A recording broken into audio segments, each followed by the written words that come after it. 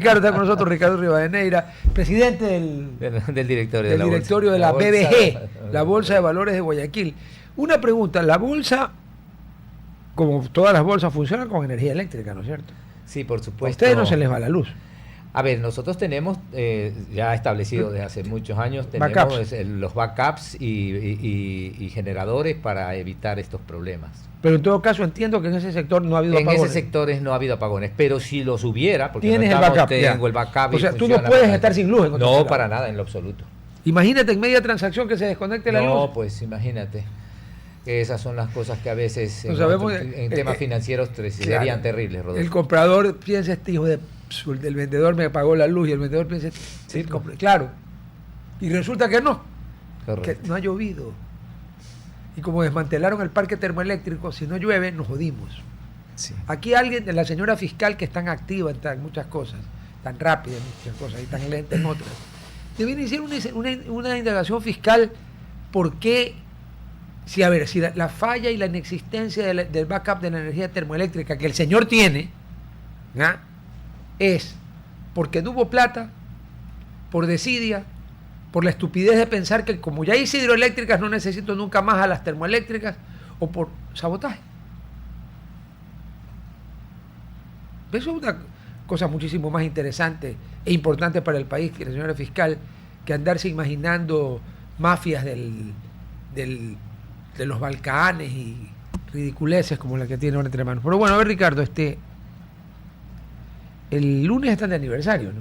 El lunes estamos de celebración de los 55 años de la Bolsa de Valores de Guayaquil. O sea que fue creada en el año 69. En el año 69, correcto. Pero presidente el doctor Velasco Ibarra. Es correcto. Quinto Velasquismo. El quinto Velasquismo. Ahora te comento dos cosas brevemente, ¿no? La Bolsa de Valores realmente en su historia, la Bolsa de Valores de Guayaquil en su historia nace por el año 1860 y pico. El historiador Arosemena, Guillermo, que es una persona muy culta y de mucho conocimiento. En temas de historia, de historiografía económica, no sé si hay alguien de ese nivel aquí. Es correcto. El lunes vamos a tener oportunidad de conversar con él, va a estar bien. También. Y no ahí hace referencia. Correcto, sigue siendo un hombre brillante y con una excelente memoria. Y ahí hace referencia que la primera bolsa de comercio que empezó en Guayaquil fue por alrededor del 1860 y pico, duró pocos años, después se estableció otra en el 1878, una cosa así. Y de ahí hubo un espacio donde no se generaron actividades del mercado de valores comerciales a través de bolsas de valores o bolsas de productos, hasta 1969 que se establece ya por decreto las dos bolsas, la de Guayaquil y la de Quito. Y de ahí ya estamos trabajando en el proceso. O sea que si contamos desde 1830, el Ecuador ha tenido más años sin bolsa que con bolsas, de valores. De valores, por supuesto. Sí, así es, para que tú veas. Pero es raro. Pero no, es raro y es penoso porque en cualquier país desarrollado, Rodolfo, en cualquier país desarrollado del mundo, uno de los elementos fundamentales para su desarrollo es el mercado de valores, son los mercados de valores, porque son las que realmente deben de canalizar los recursos de ahorro que se llaman inversionistas de largo plazo, que son normalmente los fondos previsionales, públicos o privados, que van al mercado de valores a tomar decisiones de invertir esos recursos en proyectos o en empresas que están debidamente estructuradas, serias, calificadas, revisadas y que financian esos proyectos de largo plazo. Y eso permite, lo más importante, generación de empleo. En las economías generan empleo. ¿Quiénes generan? ¿Es el sector público o el sector privado? No, el sector privado. Y si no entendemos en el país que es el sector privado en cualquier parte del mundo el que genera el empleo grande, importante, el de valor, correcto, respetando al sector público que se lo requiere, correcto, nadie lo dice y hay actividades que la deben de ser, pero las eficiencias están en el sector privado y esos recursos deben de ir al sector privado. Una diferencia semántica, aprovechando que el castellano es un idioma tan rico. Yo creo que los empleados son básicamente sector privado y quienes están en el sector público son funcionarios, los servidores públicos. Porque hay una diferencia enorme. Es correcto. Hasta en el trato. Unos tienen 30 días de vacaciones y otros tienen 15. Y ninguna corte constitucional se ha acordado de que hay un principio de igualdad de la ley. Es muy cierto. Para mis amigos de la corte. ¿Cuándo? ¿Para cuándo?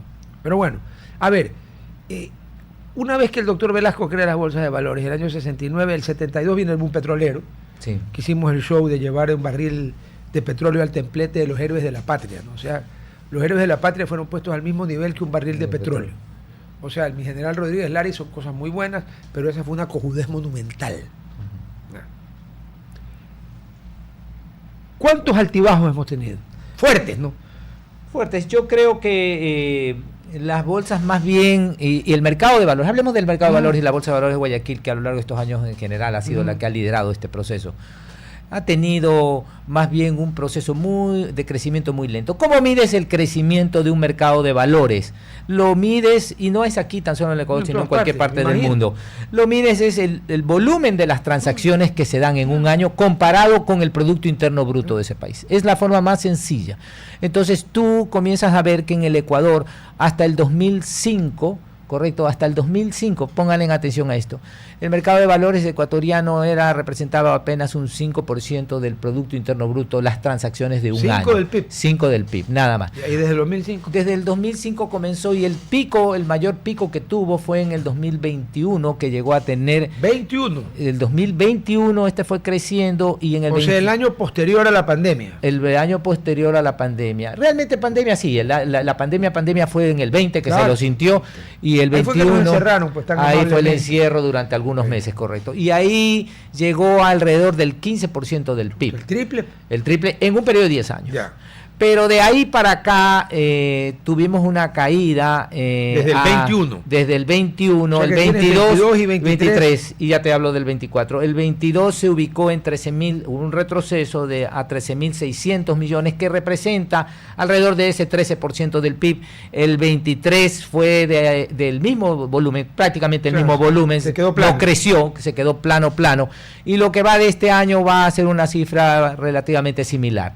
Sin embargo, hay que va a tener 3 años planos. 3 años planos, pero también hay que entender dentro del mercado de valores cómo ha sido la composición de eso. Entonces, en estos últimos años, el sector público es importante en el mercado de valores. No en el Ecuador, en cualquier parte del mundo. Es un emisor de títulos valores y también es un inversionista. Yo diría que es el mayor emisor de títulos de valores. Correcto. En casi todos los países del mundo. No, a veces la participación es menor que en otros países, y eso más bien te habla de la fortaleza del sector privado, correcto, que está generando. Pero en este caso, históricamente el sector público ha estado entre un 55 y un 60% de los volúmenes que se transan en el mercado de valores ecuatoriano. Correcto. Sin embargo, en el año 23 el sector privado estuvo superior al sector público. Entendiendo sector privado, el sector financiero, el bancario, las compañías de seguro, el sector real, llámense en estas constructoras, agroindustrias, industrias, etcétera, inmobiliarias, al retail, me explico, todos estos sectores han estado en el centro. Pero hay un problema verdaderamente en el mercado de valores ecuatoriano, es liquidez. ¿Y cuál es el problema de la liquidez? Que quienes deben de ser los inversionistas naturales de un mercado de valores, como lo dije, son los fondos previsionales. No, aquí no hay. Entonces no los hay porque están en el sector público. Sí, es decir, ¿cuáles fondos previsionales? ¿Te referirás al IES? Al IES, que hoy día los pone en el BIES, hoy día no, desde hace algunos años cuando se creó el BIES, los coloca ahí, pero el BIES, dentro del mismo estatuto, dice que es para fomentar el mercado de valores ecuatoriano. Pero no cumple con esa parte. Y no cumple porque el que compite con el sector privado en esos fondos, el sector privado, repito, ¿no?, en estos tipos de sectores como financiero, sector industrial, agroindustrial, construcción, el retail, me explico, el de consumo masivo, etcétera, etcétera. El gobierno de turno, desde ya una política que comenzó desde hace algunos años décadas, pero que fue muy agresivo de 12, 15 años para atrás, tú lo sabes, que vino agresivamente a tomar los fondos. Entonces comenzó a ser un financiador importante del gasto público, o en general del gasto, llámese, dicen que es inversión, pero al final del día no hay, es gasto público. Entonces, ¿qué sucede?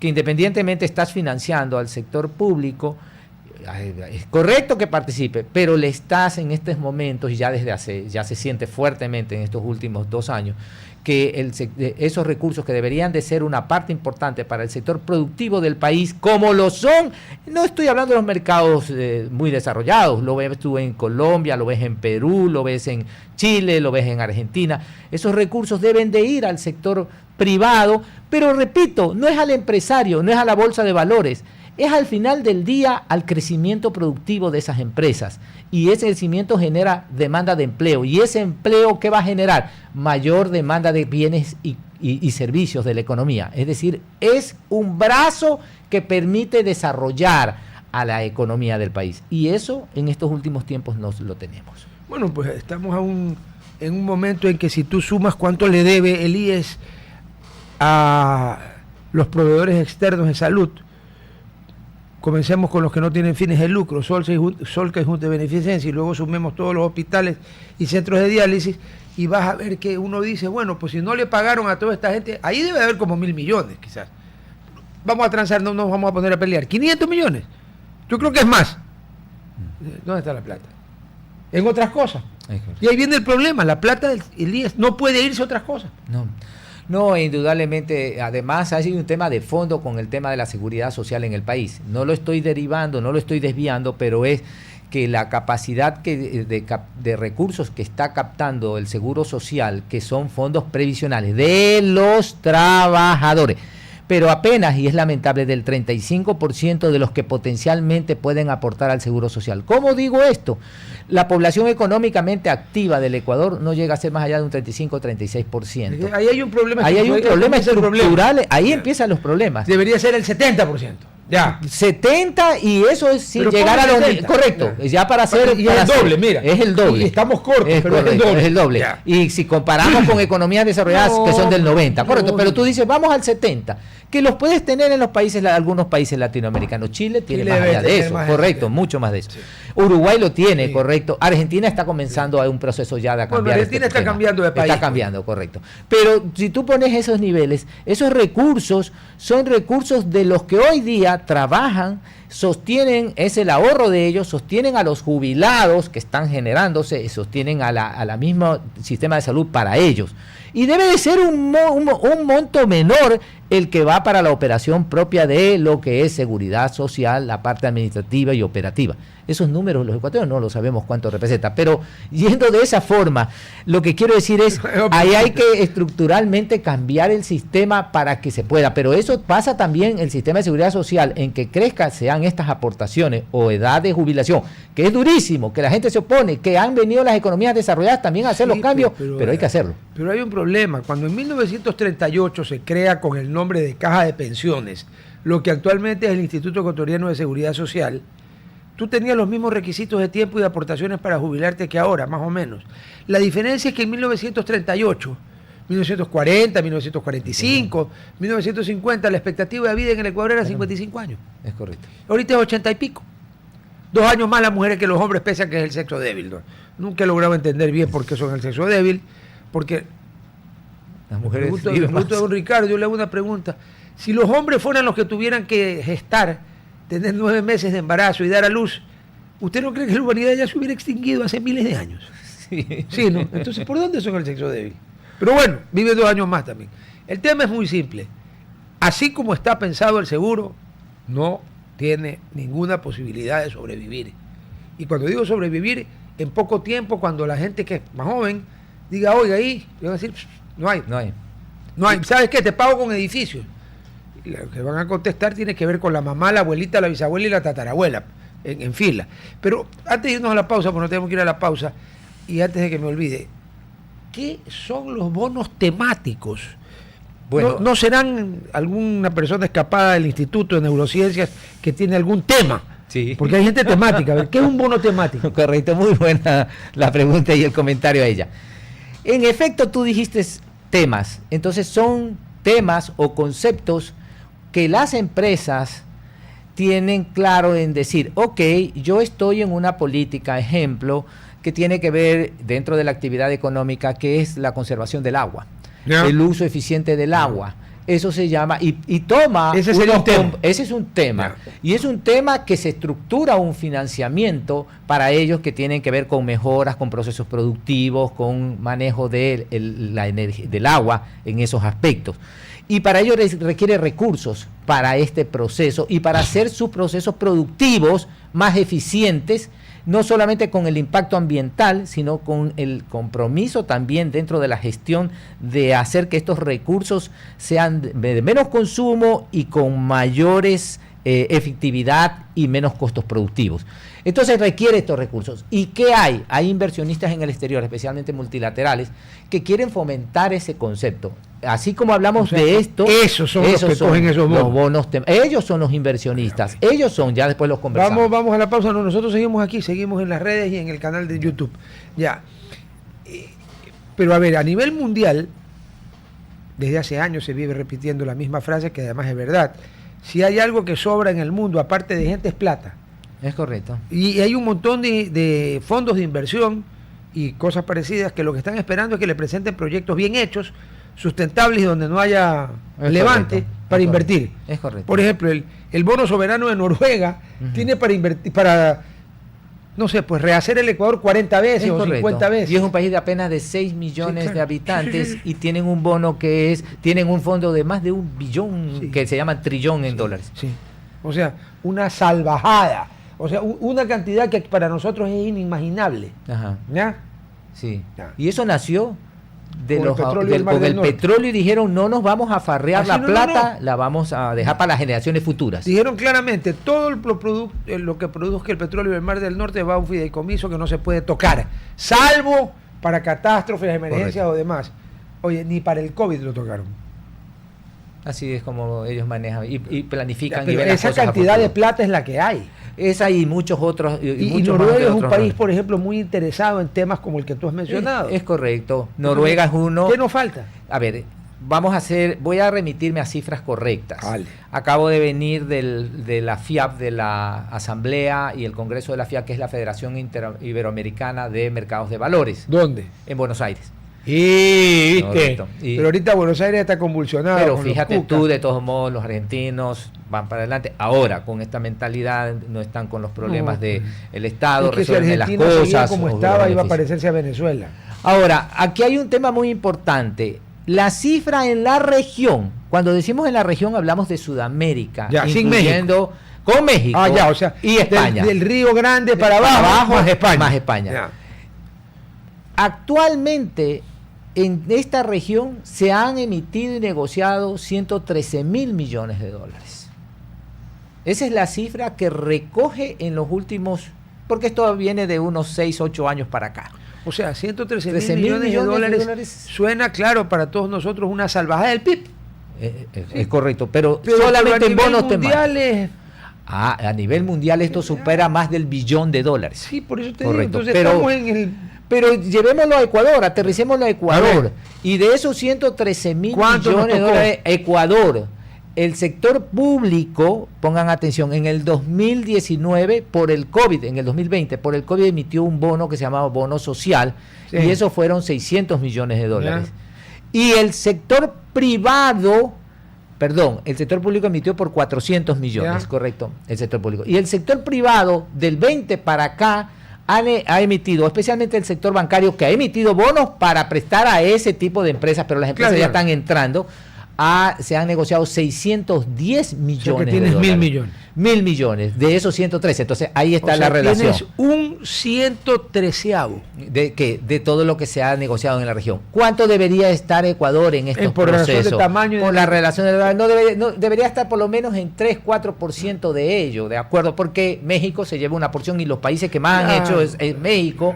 Chile lo ha hecho bastante, correcto. España indudablemente. Y en menor magnitud, pero más que nosotros indudablemente, Colombia y Perú. ¿Y Brasil?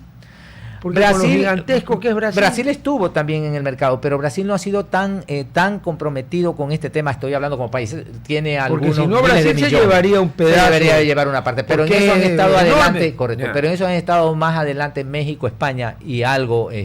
Bueno, España no me asombra, está en Europa. Correcto. Pero ¿qué te está diciendo? Tomando esas economías y lo que estamos conversando, definitivamente vemos que hay la posibilidad y vienen inversionistas. Y si tú me preguntas, ¿a qué tasa de interés han comprado estos inversionistas?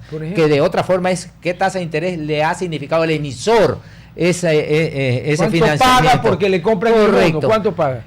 Ha estado los primeros promedios de todos los que se han emitido de los nuestros, del sector privado, correcto, que repito han de sido los 610 millones de dólares, de los cuales la Bolsa de Valores de Guayaquil el año 2023, todos los bonos que se hicieron el año pasado, todos los que se hicieron fueron por la Bolsa de Valores de Guayaquil, que fueron 210 millones de dólares comprometidos con las multilaterales como Bidinvest y otros organismos internacionales. ¿Cuánto pagas?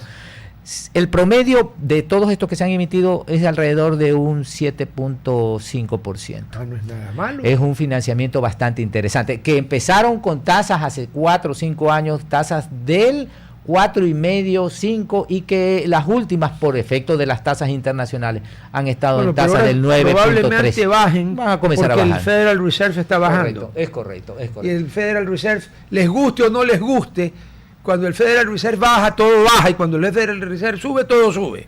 Estamos hablando en términos de costo de dinero. Es correcto. ¿Por qué? Porque él es claro que el dólar es el banco de un país pequeño que emite una moneda que nadie quiere. No es para nada. Para nada, estoy hablando pendejada, disculpen. Y cuando la gente quiere y dice ahora viene, con todo el respeto a una economía que viene empujando y siendo espectacular a lo largo de los años como ha sido China, consecuencia de que Europa y Estados Unidos fueron a comprar a China agresivamente por lo que era barato, ¿de acuerdo? Y fue una transferencia de recursos a esa economía. Sí. Y era barato y con costo de mano de obra barata. Bueno, y que eso le hizo de mano de obra que... Sí, pero eso le permitió... Al lado de los ecuatorianos, a los chinos los explotan.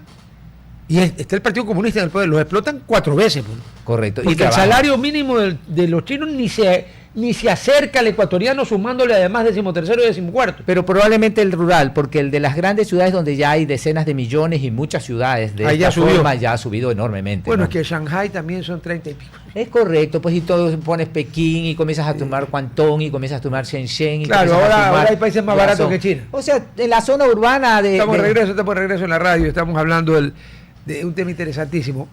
Hubo 131.000 millones en bonos temáticos. Tema de que era específicamente, no se malito, acércate al micrófono, y Ecuador solo tuvo el 1%, o sea, 1.100 y pico, de los cuales, ¿cómo se derivó? 400 y 610. De los cuales esos 610 millones han sido del sector privado, como dije, básicamente los bancos de 400 que lo emitió un bono social en el 2020. El año de la pandemia. El año de la pandemia del Estado. Okay. Pero esos bonos temáticos, como decíamos, han sido unos de inclusión social, otros de inclusión de la mujer, otros han sido para financiamiento. Cooperativa, la cooperativa, voy a dar el nombre, Jardín Azuayo, una gran cooperativa. Ver, aquí puede dar todos los nombres que quiera, aquí nadie se pone idiota porque, no puede mencionar ese nombre, no, aquí no. Jardín Azuayo. En otros lugares pues tienen problemas psicológicos, problemas de ellos. Jardín Azuayo emitió un bono de más de 20 millones de dólares, fue comprado por el Bidinvest, el 50%, y el otro lo compró la Agencia de Desarrollo Canadiense. La sección de inversiones del Banco Interamericano de Desarrollo. Es correcto, la sección de inversiones. Y después sale un grupo de pelotudos a hablar pendejada de los multilaterales. Es que estamos nosotros realmente, si no superamos y no nos volvemos un país práctico. Tú acabas de decir de China hace un ratito atrás. ¿Y China qué se volvió al final del día? Capitalista. Se volvió una economía capitalista práctica, pragmática, que al final del día lo que necesita es que la gente tenga trabajo, que la gente tenga capacidad de comprar y que la economía crezca. Y que para ello se abrió al mundo y dijo, venga, bajo mis reglas, eso está claro. Eso sí, bajo mis reglas, pero aquí estamos para que ustedes vengan e inviertan. Y ahí están los europeos invirtiendo en China. Independientemente que hoy día ya China ya no solamente ve eso, sino que se ha vuelto un problema geopolítico, pero ese es otro. Esa es otra película. En China, cuando hubo el giro, porque China pasó de la etapa normal con Mao a cuando muere Mao y viene la banda de los 4 y la revolución cultural, China era un país del quinto mundo. Sí. Hasta que llega un señor llamado Deng Xiaoping y dice, no, pues sí estamos jodidos. y cambia totalmente. Y cuando los ortodoxos le reclaman de que esto no es una traición a los ideales del presidente Mao y le sacaban el libro rojo de Mao, un librito rojo que tiene las enseñanzas del presidente Mao Zedong, que son como al mismo nivel que la Constitución de la República Popular China. Sí, por supuesto. Deng Xiaoping les dijo la frase que todo el mundo conoce: a mí no me importa el color del gato con tal de que case ratones. Ahora veo dónde está China. Y mira dónde estaba antes de la apertura de Deng Xiaoping. Era un país de M. Pero si hay algo que demostrar, como tú lo decías, es cómo ganaba el salario antes el chino, el mismo chino hace 20, 25 años atrás, o el de Corea del Sur. Corea del Sur en los años 80 tenía un PIB per cápita más bajo que el ecuatoriano. Sí. Correcto. Y los salarios eran bajos. Pero esos salarios bajos, correcto, esos salarios bajos al final del día, que no es el Ecuador en este caso, el problema del Ecuador es que hay 65% de la población económicamente activa que no se puede emplear porque a las condiciones de la ley, la norma legal, no se puede y las empresas no van, nacionales o extranjeras no lo van a contratar. Y entonces se defiende al 35% y se castiga al 65% cuando no se permite flexibilidad laboral. Pero tienes un ejemplo aún más patético, pues. ¿Cuántos ecuatorianos se ha reportado que se han arriesgado a meterse en el infierno que es el tapón del Darién, aparte del clima, todo, más las extorsiones, más los secuestros, las violaciones y todo? ¿Para ir a dónde? A Estados Unidos, allá. ¿A qué? A cobrar por horas, pues si en Estados Unidos te pagan por hora. Es correcto. ¿Qué crees? ¿Que en Estados Unidos alguien le dice, señor, le voy a contratar y le voy a pagar $3,000 mensuales? No joda, le voy a pagar tanto por hora. Sí. Pero aquí es anatema hablar de pagar por hora. Y sin embargo la gente arriesga la vida para ir a cobrar por hora. Explícame la lógica, porque yo voy a ser bien bruto. Bueno, yo me doy cuenta de que aquí hasta la juventud, una gran porción de la juventud, cuando hubo la consulta, y no estoy hablando por la parte política, se confundió. Mira tú cómo lo dijo, no quiero hablar de la parte política, pero no entendió que la oportunidad del sistema de trabajo por hora, lo que estaba dando la oportunidad es que se puedan abrir las empresas independientemente si son capitales locales o capitales extranjeros y permita sin tocar los beneficios de los anteriores, de los vigentes, de ese 35%, incorpora al 65%. De que esta era la puntita para luego joder a todos. ¿Saben qué? Así no se va a ningún lado. Correcto. Y la gente votó diciendo no, y a ellos al final del día, ¿qué acaban de condenarse? De condenarse a no tener empleo. Los que no están empleados, correcto. Porque hay un montón de gente que tiene empleo en negro. El empleo negro, pero el empleo blanco, ¿qué significa al final del día? La formalización, el pagar seguro social, el tener derecho a atención, el tener seguro social y un futuro de pensión jubilar, y tener adicionalmente el pago de impuestos que genera riqueza al país, actividad. Y todo esto nosotros no lo entendemos como sociedad, y terminamos perjudicándonos. Miren lo importante que es pagar impuestos. En Estados Unidos, cuando un ciudadano, un US citizen va a reclamar, no dice yo soy fulanito. No. No importa el nombre de fulanito. No. ¿Sabe lo que dice? I am a taxpayer. Yo pago impuestos. Usted a mí me atiende y me arregla el problema. Porque yo pago impuestos. Deducción, estoy pagando el sueldo cojudo con mis impuestos. Sí. Acá no, aquí es. ¿Sabes qué soy yo? Ahí es cuando a mí me da gana. Nunca me ha tocado, pero yo, por Dios que si me lo preguntaran le diría, ¿sabes qué? Tan insignificante eres que no tengo la más puñetera idea de quién eres. Mira lo insignificante que eres. Nadie sabe quién eres. Y cuando anden, ¿cómo es el viejo dicho? Dime de qué presumes y te diré de qué careces. Eso que andan gritando, no sabes quién soy yo. No sé quién eres tú porque puta, eres un cojudo. Pero tú lo acabas de decir. En esas sociedades exigen y dicen, yo pago impuestos y por lo tanto, como yo pago impuestos, usted tiene la obligación de atenderme. La obligación de atenderme. Pero antes de hablar del derecho de pagar impuestos, esa persona tuvo la obligación de aportar esos impuestos. Porque esta sociedad se olvida y habla mucho de derechos, en general a sociedades occidentales, y se olvidan de las obligaciones. No, es que a ver. Y ese es un problema radical. Todo derecho deriva de una obligación o toda obligación deriva de un derecho, pero están unidos los dos. Aquí no hay ósmosis, no es por generación espontánea. Correcto. No es así. Correcto. Pero háganle entender, pues a veces uno dice... Y eso, Rodolfo, es parte fundamental de lo que hace referencia a una sociedad y a un manejo económico. Cuando tú dices, no solamente Estados Unidos, hablemos de cualquier economía, la obligación del funcionario, empleado, ejecutivo, lo que sea, obrero, de trabajar es cumplir con sus obligaciones a tiempo completo, sea de staff o en hora, como sea. Y esa obligación que tiene que hacerla eficientemente. Y muchas veces en esta economía te olvidaste del celular en las personas de servicio y tanta cosa, porque si estás equivocado, no estás cumpliendo con tu obligación de dar tu trabajo en ese tiempo. Y la obligación de la empresa es reconocerte ese trabajo en los términos claros legales que se deben de dar. Pero el problema aquí no solamente hablamos cuál es yo tengo el derecho, y la empresa tiene la obligación de cumplir conmigo, pero ¿y cuál es tu obligación también como funcionario, empleado, obrero, trabajador, lo que sea? Tenemos que tener claros los conceptos y es parte de una sociedad en donde queremos nosotros también decir, con el mercado de valores, Rodolfo, es que los recursos de largo plazo, no es aquí, en todas partes, tienen que ir hacia dónde, hacia generar empleo. ¿Y quiénes son los generadores de empleo? Las empresas. Y ellos deben de tener las posibilidades de accesar con transparencia. Sí, eso es importante. Tú lo acabas de decir. El ecuatoriano tiene que tener la garantía, que lamentablemente no la ha tenido en mucho tiempo, de que no le van a jugar sucio del otro lado. ¿Sabes qué? ¿Por qué se perdió lo del trabajo por horas? Porque la gente todavía se acuerda de la imbecilidad que hicieron algunos imbéciles llamados empresarios con la tercerización. La tercerización funciona perfecto en todo el mundo. Aquí no funcionó. ¿Sabes por qué? Abusaron. Porque cada sapo creó 80 compañías para poner a la gente allí y no pagarles nada. Nos jodimos. Eso es verdad. Ahí tiene la razón. Porque la gente ya tiene miedo. Dice, me van a coger, después todo el mundo lo van a poner por horas. Sí. ¿Saben qué, señores? Los países civilizados se paga por horas. Y con una agravante, en el Japón, la gente llega a trabajar antes de las 8:30 de la mañana. A mí me consta. Sí, por supuesto. Y a las 5 de la tarde no se levanta nadie.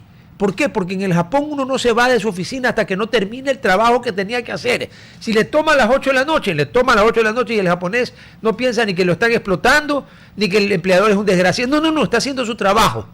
Por eso es que el Japón, pese a que lo hicieron en la Segunda Guerra Mundial, 2 bombas atómicas, llegó a ser lo que es.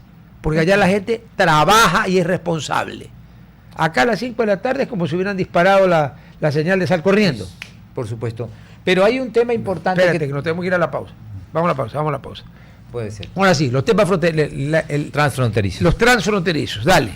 Bueno, hemos vivido en estos últimos 2 años un problema muy claro. En estos últimos años lo hemos visto muy claro en la sociedad, la iliquidez que se ha venido dando en la economía ecuatoriana. Eso te iba a decir, porque hay otras sociedades donde no hay liquidez. Correcto.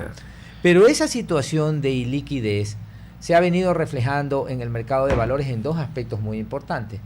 En que el gobierno ha ido a la búsqueda de dineros, si me expliqué, a través de lo que dije, los fondos previsionales, el BIES, para financiarse. Las empresas han tenido problemas en conseguir financiamiento porque la banca, que es una institución, me refiero como institución bancaria en el Ecuador, bastante sólida, estructurada, se maneja en términos generales muy profesionalmente. Se maneja con las reglas de Basilea, que son suizas. Y es correcto. Y al final del día, después de crisis, se aprenden las cosas y eso le ha hecho bien la banca al país. ecuatoriana es sana. Es muy sana. Yo te diría que y profesional. Sí. Ahora, dicho esto, hemos visto que la economía no ha crecido en estos años, y eso se refleja en el nivel de los depósitos también, que no crecen mayormente. Si los depósitos no crecen, el crédito no puede crecer. Es correcto. Si no me depositas, ¿cómo te presto plata? Es correcto. Y entonces ese proceso se ha sentido, además de las tasas de interés internacionales, que ante falta de liquidez y tasas de interés internacionales, las tasas han venido subiendo agresivamente, no tanto porque le quiero prestar, sino porque necesito que no se me vayan los recursos que tiene el sistema financiero, porque es un balance de lo que capto y de lo que presto de esa captura de recursos, ¿de acuerdo? Y esto ha llevado a que no haya liquidez. El mercado de valores ha sufrido de esto fuertemente, ¿correcto? No, pues, cuando los fondos previsionales, correcto, no hay inversionistas, y aquellos que hubieran y que deberían de ir hacia el sector productivo, generación de empleo, crecimiento de empresas, actividades económicas, capital de trabajo, inversión, desarrollo, no se ha dado. Entonces hemos venido tratando de buscar un proceso la Bolsa de Valores de Guayaquil, de apertura, que no es de ahora, desde hace 4 años, fuertemente con las autoridades de turno. ¿Has ido a buscar dinero afuera? Hemos ido a buscar, pero hay que cambiar normativa, porque aquí ahí está. Nos jodimos. Y la normativa tiene que ir desde resoluciones de Junta de Regulación Financiera y Bancaria hasta la misma ley de mercado de valores. Pero no vamos a decir cambien la ley, porque qué difícil que ha sido todo este proceso, y tú sabes cómo es este país, tú lo acabas de decir. Pero de todos modos, hay temas importantes. Voy a dar un ejemplo de ello. Voy a dar un ejemplo. Panamá, con el problema de los Panama Papers, que fue hace años atrás, claro, porque este tema fue hace por lo menos 8 años atrás que estalló el primer problema de Panama Papers, o antes de esto, un poquito 2016, 2017, por ahí fue. En este proceso vinieron enseguida unas regulaciones y leyes para decir que los funcionarios públicos no pueden tener paraísos fiscales. Eso es político. El problema de Panamá es que sí, en efecto, tenía un proceso regulatorio con respecto a las empresas offshore que no era lo suficientemente claro. Panamá fue metida en la lista gris del GAFI. El GAFI es una institución internacional que busca la norma de transparencia en el manejo financiero de los países. Paso siguiente al color gris, creo que es el negro, ¿no? Es correcto. Y cuando te ponen en la lista negra, ya te está fregado. Y Panamá estuvo en este proceso.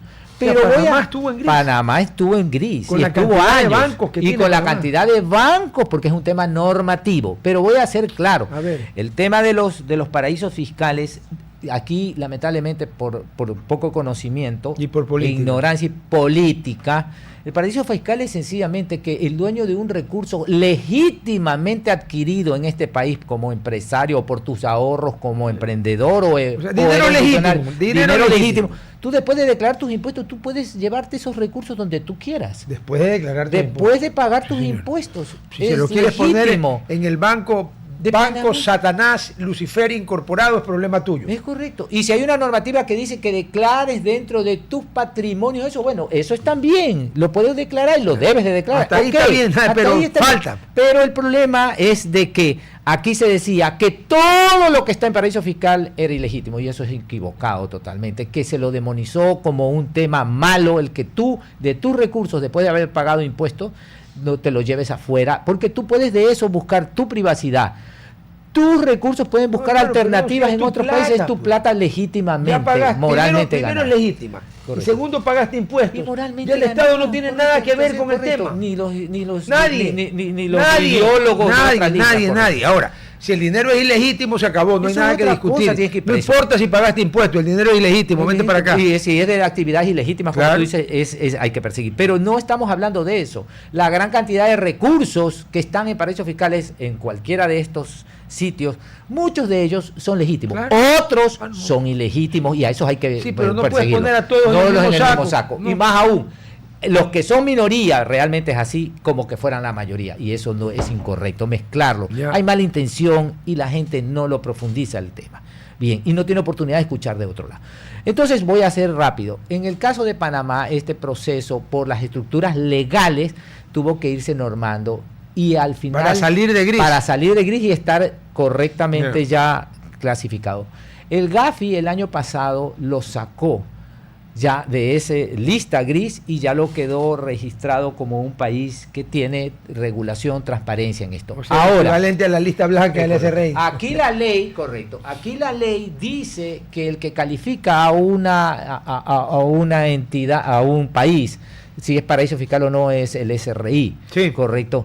Y entonces nosotros estuvimos gestionando desde el año pasado con el anterior gobierno de este proceso, y nos dijeron, sí, nosotros estamos en el proceso de ver esto, que ya salga y poderlo hacer. Salió en octubre, yo hice acercamiento y ya nunca me contestaron, estaban ya saliendo probablemente del gobierno, correcto, los anteriores.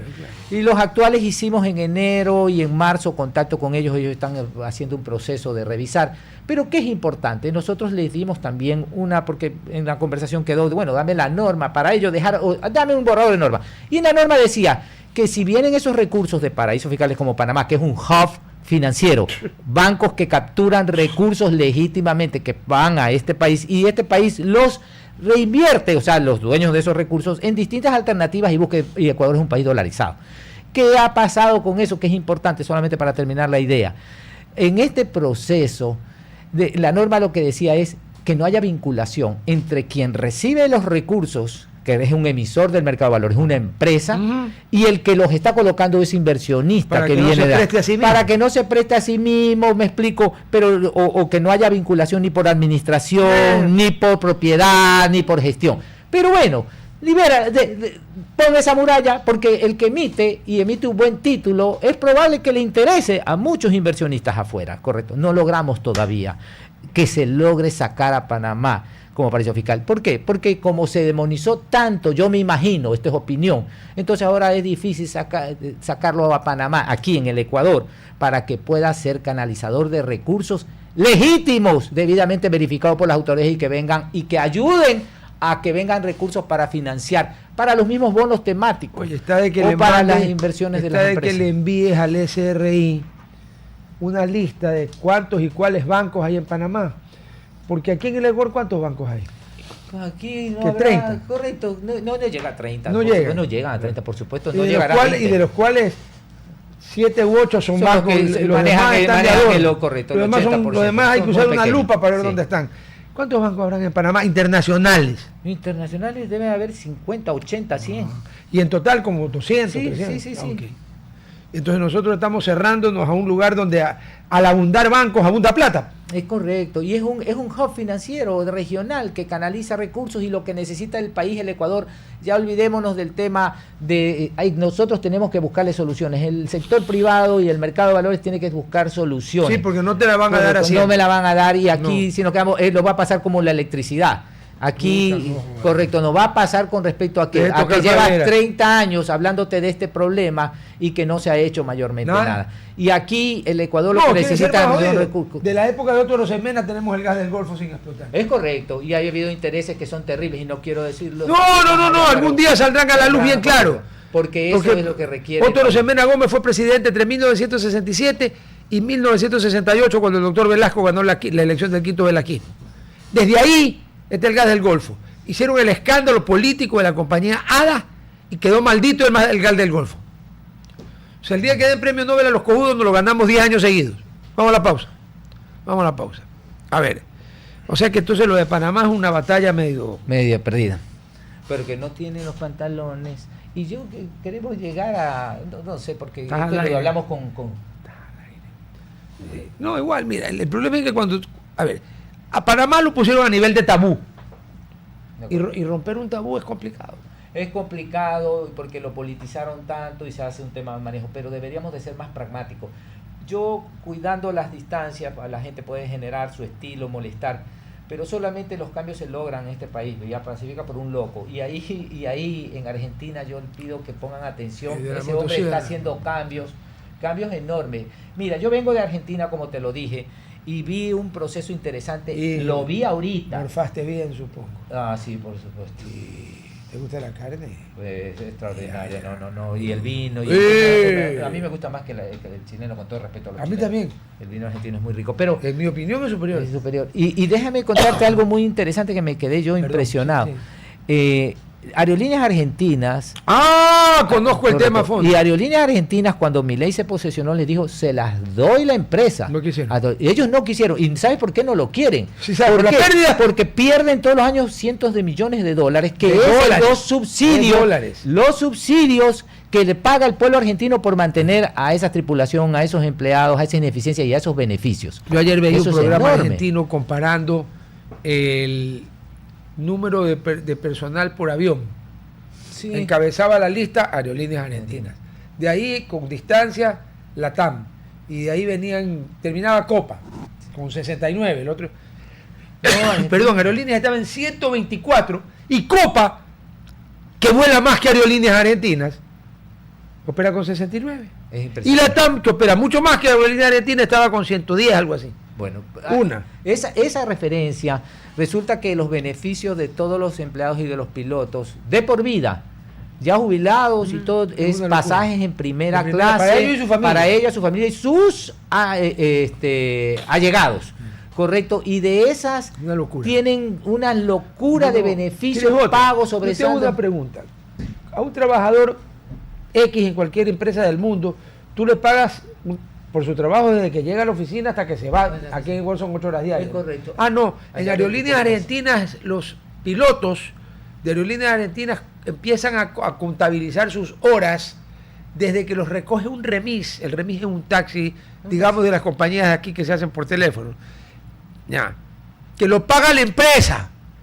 Y desde el momento que lo recoge en su casa para llevar, o sea, al aeropuerto en Buenos Aires o Aeroparque o a Ezeiza, desde ahí está cobrando. Está cobrando. Pero es una locura. Por eso es una locura. Por eso pierden millones. Y todos los empleados de tierra, todos tienen unos beneficios extraordinarios. Y ellos también tienen derecho a viajar gratis, etcétera, etcétera. Entonces, eso le genera ese déficit. Y Milei les digo, se acabó. Pero todos los sindicatos ahora se están uniendo. Va a haber un paro general el día 17 de octubre, que es el famoso día de la lealtad peronista. Sí, pero déjame contarte que la gente de a pie, está de hasta aquí de todos estos, y ellos reconocen que ha sido todo ese despilfarro de gasto público de décadas lo que los ha llevado a esta crisis, y que Milei les habló claro, y que pero de todos modos hay una pelea enorme por estas castas, como dice, porque no deben de... ¿Quién quiere aflojar tremenda teta? Correcto, en todos los sectores, porque los sindicatos están en todos los sectores, y yo no critico al sindicalismo, yo critico a ese sindicalismo que politizado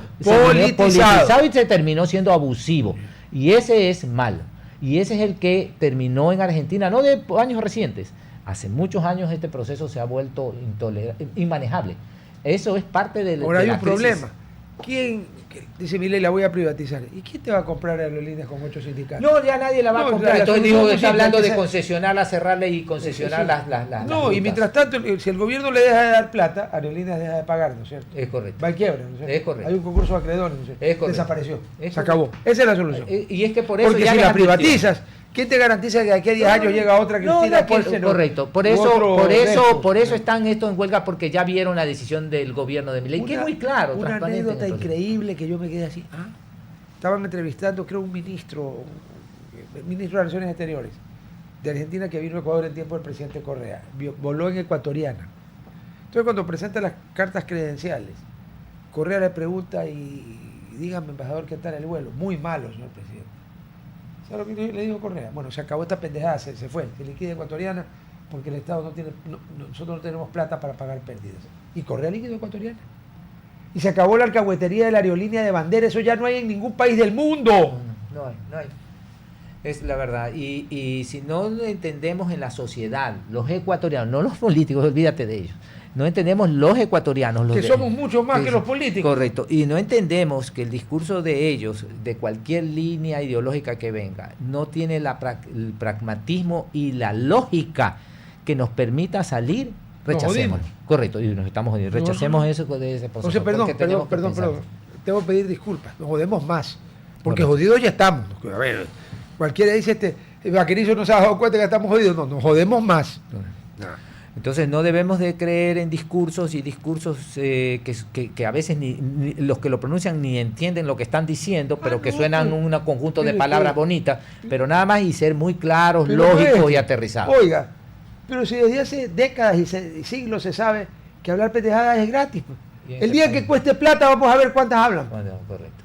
El día que... Pero bueno, y en la asamblea los escuchan. Regresamos al corte.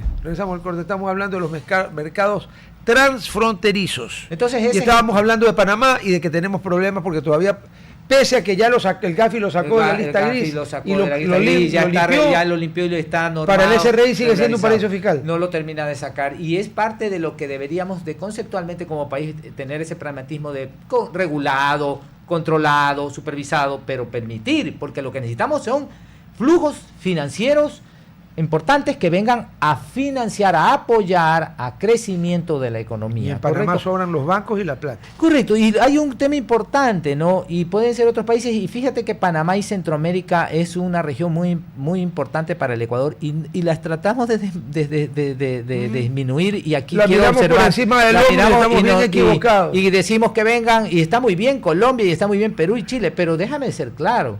En estos últimos 10, 15 años, ¿de dónde ha venido la plata? Que no necesariamente ha venido de Centroamérica a comprar empresas o a ser inversionistas. Vamos de frente. Produbanco compró el Banco Proamérica, Capital Centroamericano. Que vino y compró. Tía también, inversión. Pero fíjate también, Pronaca. Tienes a Fibeca. También. Perdón, estás hablando de empresas líderes. Es correcto, está claro. Y fíjate, tienes la Universal. que también fue comprada también por un grupo centroamericano. ¿Cuál Universal? La Universal, la de los chocolates, la que era de la señora Isabel, eso ya no es de la de Novis. O sea, ya no es de Novis. No, hace ya algunos años, correcto. Ese grupo porque los otros le vendieron la fábrica grande, de original se la vendieron a un monstruo norteamericano, creo que fue a Nabisco, uno de estos, correcto. Pero no, esta fue comprada por o sea, Universal Sweets ya no es ecuatoriana. No es ecuatoriana, eso es hace algunos años, eso es centroamericano.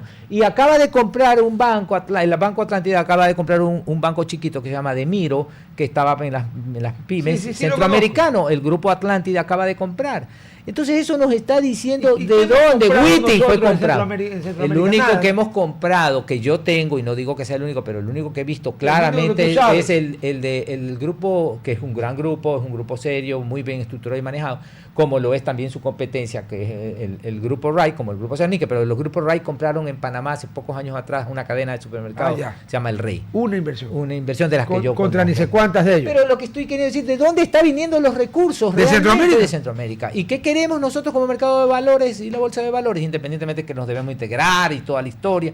La Bolsa de Valores de Guayaquil está forzando a que estos temas con la Junta de Regulación se puedan ya normar más claro. He dicho claramente en un tema pragmático con el tema de los paraísos fiscales y el tema Panamá, que ya podríamos gestionar algo mucho más claro y más rápido y de solución al sector productivo, pero también generar normas en la Junta de Regulación para que permita ya a los operadores remotos que vengan casas de valores debidamente autorizadas en países de la región centroamericana o de otras regiones y que vengan acá y hagan operaciones y compren ellas aquí papeles de emisores para inversionistas de sus países, con casa de valores, que no es que vas a hacerle todo un proceso burocrático, sino que si ya has homologado norma con las autoridades de los países, comprando aquí. Esto es correcto. Entonces ya la Superintendencia de Compañías de Ecuador homologó con la Superintendencia de Compañías, por decirte, panameña, Costa Rica, y entonces está normado y viene una casa de valores que certifica con la Superintendencia allá, entre y opere aquí. Y al revés.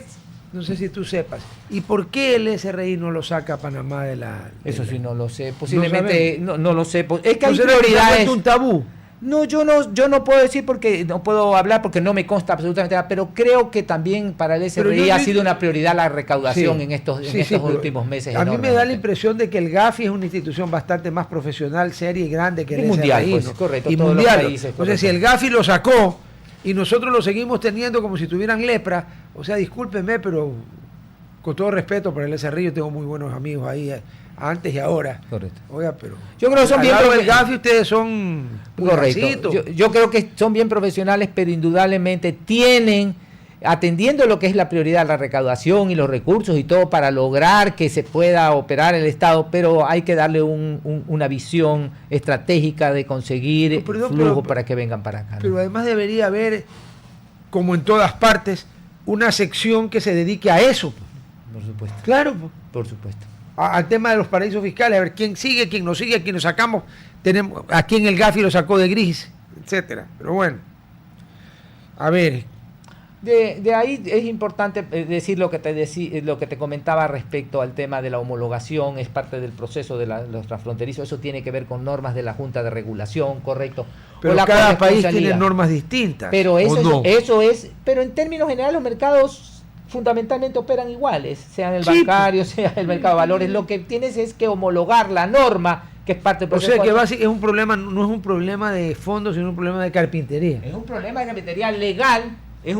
carpintería legal, que tienes que darle fuerza, compromiso de las autoridades. Mira, el tema del IOSCO es una institución internacional que tiene que ver con las normas, correcto, de transparencia, en términos generales, correcto. IOSCO. Eso no te da IOSCO una certificación, sino que te hace, tú presentas que estás normado y estas son las instituciones.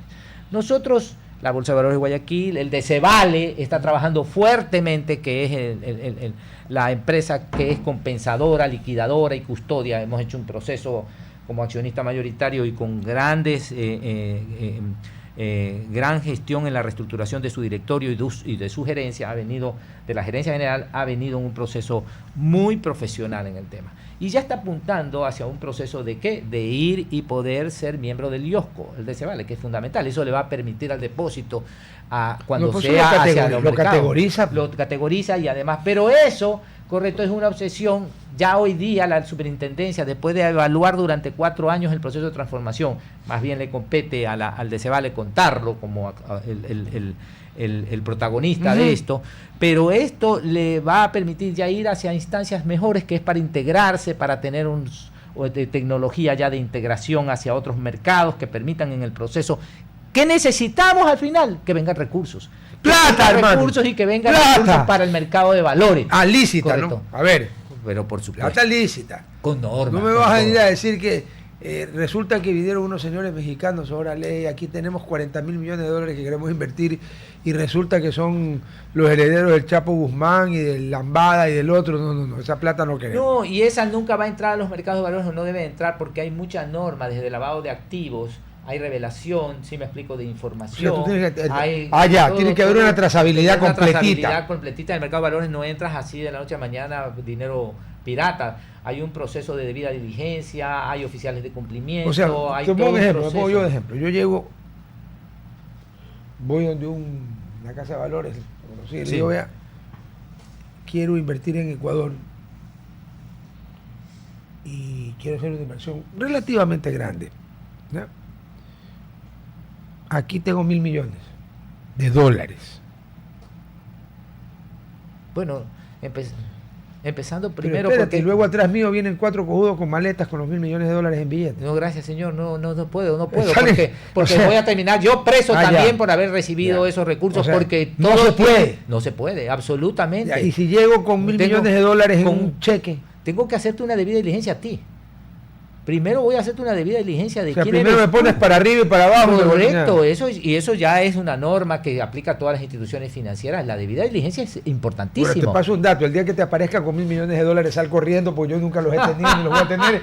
Quiere decir que son de origen dudoso. Dudoso, por supuesto. Dudosísimo. Está claro. Pero está claro que la transabilidad tiene que decir si la economía está en fondos correctamente supervisados. No. Cuando alguien se te aparece comprando un bien en efectivo, no ahora, siempre, ya ha sido un tema que llama la atención. Estamos claros, ahora... Dependiendo también del tamaño del bien, ¿no? Es correcto, pero está claro que si vas a comprar, pues hasta por último, un celular, puedes comprarlo en efectivo. Pero ya cuando comienzas a hablar de bienes que... No, cuando alguien se compra un Maserati de 150.000 dólares y lleva 150.000 dólares en billete de 1.000, yo de vendedor salgo corriendo. O te compras un departamento, así cueste 80.000, 90.000 o 100.000 dólares ya de por sí. Hay departamentos de 1 millón y 2 millones. Y 2 millones, correcto. Entonces, ¿qué pasa si lo pagas en efectivo? Entonces Que ahí hay un lío, pues. es correcto, pero eso ya va en la responsabilidad de los mismos que están recibiendo esos Y recursos. ahí entra la Es UAF. correcto, ahí entra la UAF y toda la historia. Y el sistema financiero, porque además los pagos deben de hacerse a través del sistema financiero. Nadie debe de hacer pagos en efectivo de esas magnitudes. No, pues esa magnitud, Correcto. o sea, Por eso tú lo primero estás que el que recibiendo. tiene dinero en efectivo de esas magnitudes o lo está imprimiendo él mismo, con lo cual es delito porque se llama falsificación de moneda, o el origen de ese dinero viene de una cosa que es muy buena, dicen que para la gripe, para el resfriado. Y en los mercados de valores no se hacen transacciones en dinero en efectivo. En los mercados de valores todo se utiliza a través del sistema financiero, a través del sistema bancario. Ahí no hay que No hay transacciones en efectivo. Eso no existe. Todo es a través del proceso bancario, donde los bancos tienen que hacer sus debidas diligencias. También el mercado de valores tiene que hacer su proceso, ¿de acuerdo? Entonces es difícil, como lo decía en el tema. Pero más allá tienes que cumplir normas.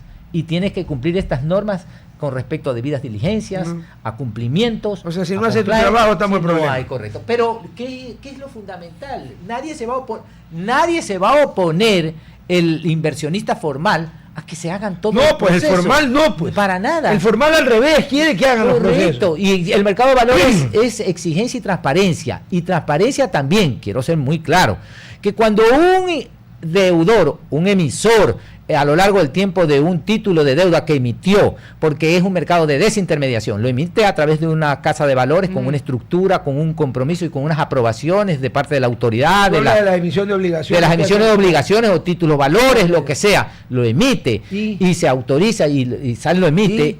El mercado, los inversionistas a través de casas de valores lo compran, pero son muchos los inversionistas. Pero cuando en el proceso por un factor exógeno o endógeno propio de la empresa, puede ser por una mala administración o por una crisis o por un rompimiento de máquina o lo que sea, o mala administración, deja de pagar, o exógeno, una pandemia, sí, o un niño, o una crisis, claro, lo que te quiero decir, deja de pagar. Ahí hay lo que llaman en seguros act of God o fuerza mayor. Es correcto, pero al final... En el endógeno no hay fuerza mayor. En el endógeno puede haber una fuerza mayor. Mañana puede haber un rompimiento de máquina que puede ser por la calidad de la máquina que no está previsto, puede ser por una negligencia del proceso. Pero cualquiera de ellos, en el mercado de valores, cuando se va a pagar y no puede pagar el emisor en la fecha respectiva, en ese momento se tiene que conocer en el mercado de valores transparentemente por todos. Y se tiene que decir... O sea, no quede en secreto que esto no es en secreto, es que eso significa la buena fe al inversionista, la protección de la buena fe del inversionista. ¿Y qué haces cuando el tipo no paga? Porque entonces ahí hay procesos... un problema de fuerza mayor. No de sapo, sino... Correcto, pero igual tiene un problema al inversionista como tal, se le está generando un perjuicio en ese momento. Obvio. Entonces, el momento que dejó de pagar, el depósito tiene que informar a la Bolsa de Valores de Guayaquil, y la Bolsa tiene que hacerlo como un hecho relevante, hacerlo conocer a todo el mercado. Entonces, no es que es un escándalo, porque eso que está dejando de pagar ese emisor probablemente también está con financiamiento dentro de su estructura de financiamiento con la banca, y también está dejando de pagar a la banca, pero sale la noticia diciendo mercado de valores, le deben a la Bolsa de Valores de Guayaquil. No, ni a la Bolsa, porque la Bolsa no prestó, es en general, le deben al inversionista. Correcto, y no a la Bolsa, le deben al inversionista como se le puede estar debiendo al banco dentro de esa estructura. La diferencia es que el banco es un intermediario de esos recursos. Pero cuando pasa esto, hay formas de llegar a un acuerdo. Pero por supuesto, emisor y comprador por eso existen, se puede dentro del proceso de la norma del mercado de valores, se puede hacer, pero esto no es en desorden, porque pueden haber muchos inversionistas, y eso se llama ¿qué? Se llama la Junta de los Obligacionistas, donde hay un representante de ellos, donde la Junta se reúne y se puede reunir con el emisor y discutir esto y llevarlo hacia la autoridad para ver cómo va el arreglo. Además que existen garantías, en algunos, no todos, de garantías reales, fideicomisos, estructuras o garantías generales que dan valor. Pero todo eso puede darse. Se nos fue el tiempo. Una última pregunta rapidita. En esta época de iliquidez que llevamos en estos años, ha habido, sin nombres por si acaso, casos de vencimiento, de vencidos, que emitieron obligaciones y no pudieron pagar. Bueno, en el sistema financiero, incluyendo bancos y mercado de valores, el bancos es desintermediación, ya está claro, perdón, el banco es intermediación, porque capto y yo respondo por esos recursos y yo presto y tú me respondes por ello. En la desintermediación es el mercado de valores, donde la bolsa es la plataforma donde permite que se hagan esas transacciones. Están cayendo algunas empresas, no una gran cantidad, pero están cayendo porque no podemos negar que la situación económica del país es complicada. Ya salió una regulación de la Junta dándole a los bancos la posibilidad, y nosotros venimos hablando con la Junta desde hace meses también para que haya una norma para los emisores que pueden ser esas mismas empresas en el mercado. Le da? Bueno, sí, yo creo que en las próximas meses, pero está en manos de la Junta que lo resuelva. Bueno, Ricardo, se nos fue el tiempo. Muchas gracias. Oye, el lunes está de Happy Birthday. Ya fue al Happy Birthday de la bolsa, esperamos verte ahí. Nos vemos. Gracias. Chicos, nos vemos el lunes, ya saben, no estamos para dar papaya, y antes de irme, recuerden que si imaginas tener descuentos y beneficios exclusivos en tus destinos favoritos dentro del país, con Pasaporte Oro Verde es una realidad. Disfruta de descuentos de hasta un 50% en restaurantes, tarifas preferenciales en hospedaje, noches gratis en los mejores hoteles con desayuno buffet incluido y acceso a instalaciones cómodas y de gran nivel. No dejes pasar esta oportunidad, llámanos al 099-7573-188 y descubre cómo hacer un viaje aún más especial. Oro Verde, estás en tu casa, ya saben, no se van a encerrar porque sería darles ganando, pero con precaución, con mesura, sabiendo que no estamos en la época, esto no es el paraíso terrenal, y ahora tenemos hasta incendios que nunca habían habido aquí, y eso no es coincidencia, así que a cuidarse. Nos vemos el lunes, chao. No se pierda a María Fernanda Perrone y Doménica Tabaqui desde las 11 de la mañana. Buena compañía. En Cuarto Piso. Enseguida en RTP 95.